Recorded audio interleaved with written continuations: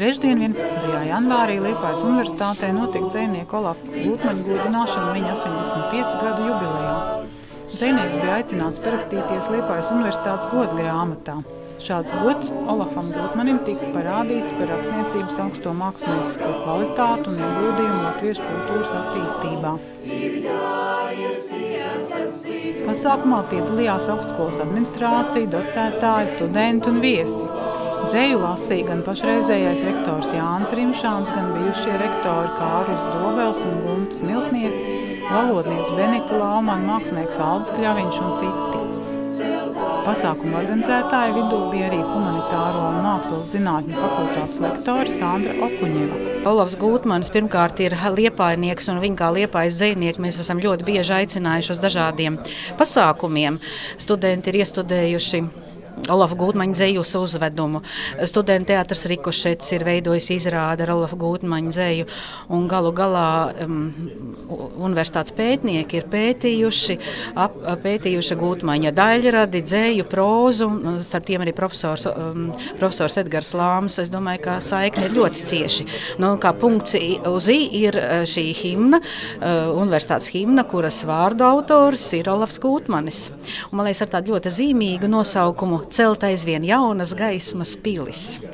Dzejnieks bija aizkustināts par šādu godināšanu, kādu līdz šim vēl neesot piedzīvojis. Kā jūs novērtējāt priekšnesumus šodien? Uz teicamību, uz 5. Vai jums rektori ir agrāk arī lasījuši dzejoļus priekšā? Pirmais gadījums.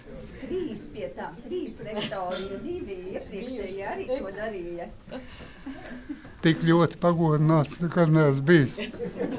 Ir tādi interesanti gadījumi atmiņā kaut kur aizķēršies, kur būtu izceļam vēl un viņi apspēlējam un mēģināt uzrakstīt to pašu, kas kādreiz varbūt rakstīts garu un plaši ir ar tā īsti tādā novelīte iekļauta viss.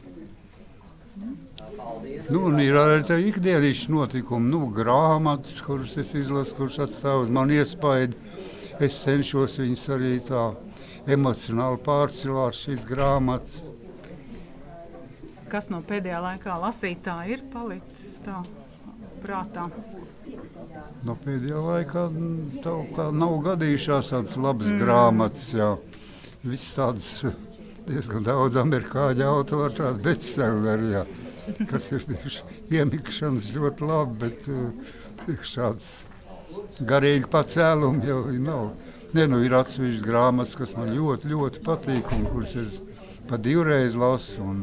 Man jau ir liela biblioteka no tiem padomu laikiem, un kur es tagad arī pārcilāju grāmatas, un daži grāmati ir to vērt, lai viņi 2 reizi izlasu, un daži līdz galam, lai viņi neizlasītu nemaz, lai nest atpakaļ uz bibliotēku.